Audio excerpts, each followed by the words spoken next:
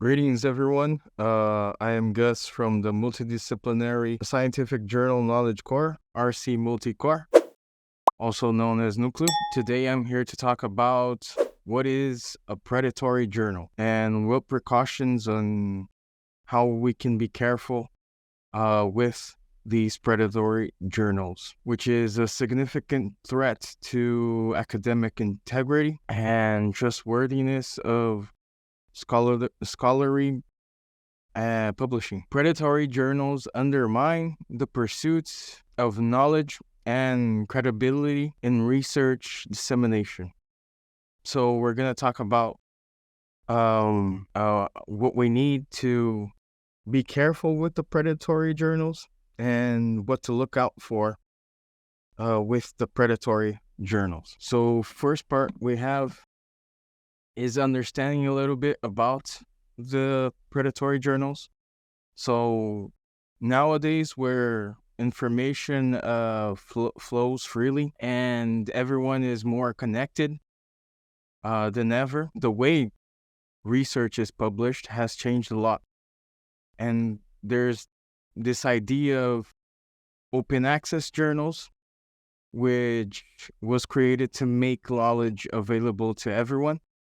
But something not so good also came because of this open access, which is a thing called predatory journal. And what they normally do is that they take advantage of the data or of the idea of open access, the fact that a lot of publishing happens online also nowadays. These journals care more about profit than checking if the research has good quality. And so they trick researchers and scientists who want their work to be published by making them pay high fees.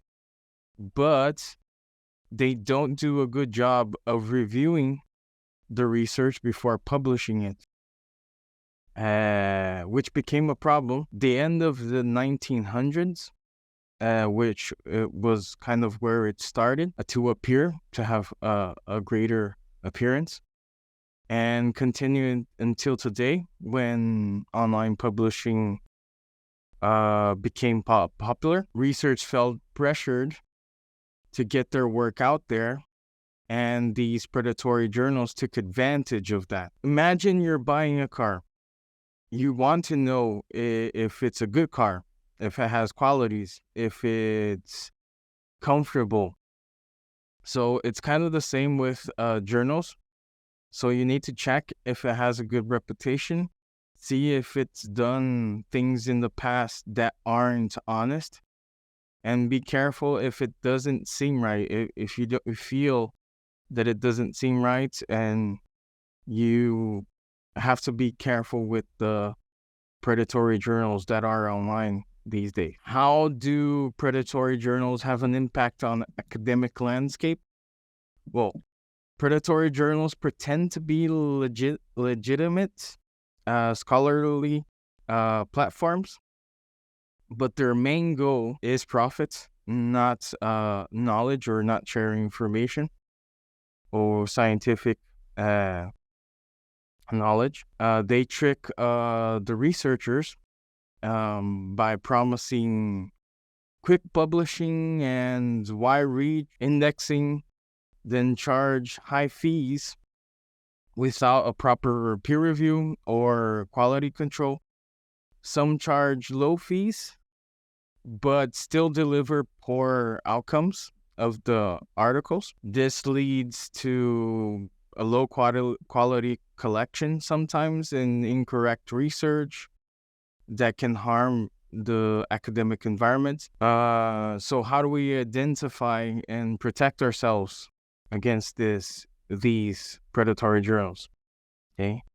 We have to stay vigilant and take precautions, and start by examining the journal's reputation. Reputable journals normally have ethics. They adhere to ethics and knowledge advancements. Investigates normally past cases of misconduct questionable peer review and suspicious affiliations. Try to do online searches, and sometimes if it's in your country or you have a specific review site, like in Brazil we have Reclame Aqui, which can help. Just as you research a car's history, as I gave an example, before buying it, or anything we buy in the internet these days, because you can get off the internet anything.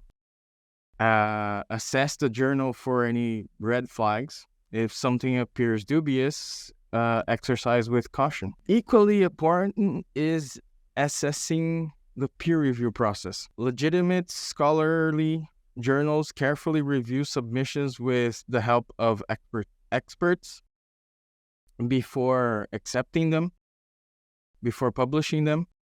This careful examination normally has a top-notch team of editors and reviewers, which is able to produce researched articles. They help publish well-researched articles.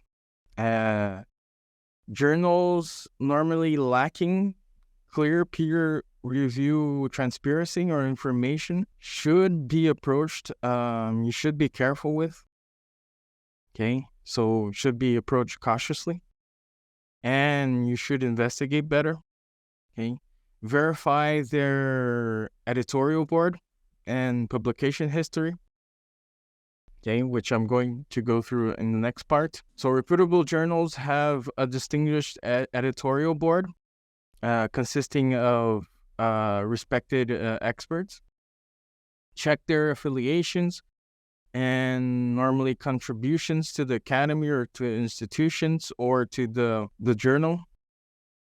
Confirm the board's legitimacy and publication history using identifiers, kind of like ORCID or Lattice. If the board includes unfamiliar or relevant people which don't have a history, it might suggest that it could be probably a predatory journal and could have a predatory purpose. At RCMULTICORE, we have an editorial board link available down below in the comments with available information on the editors.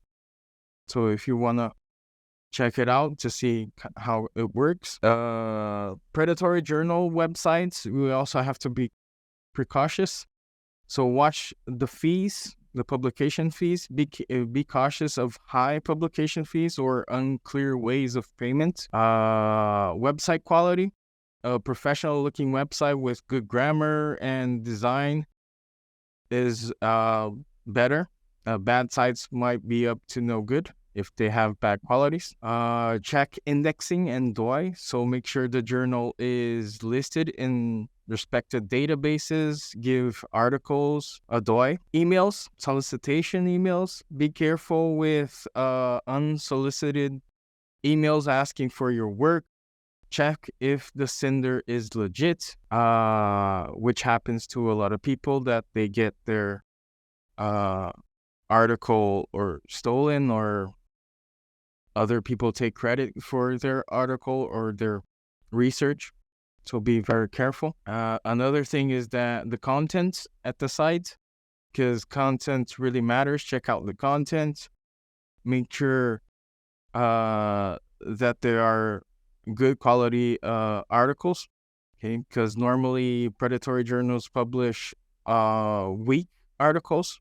Look closely at the quality of the articles. Domain verification.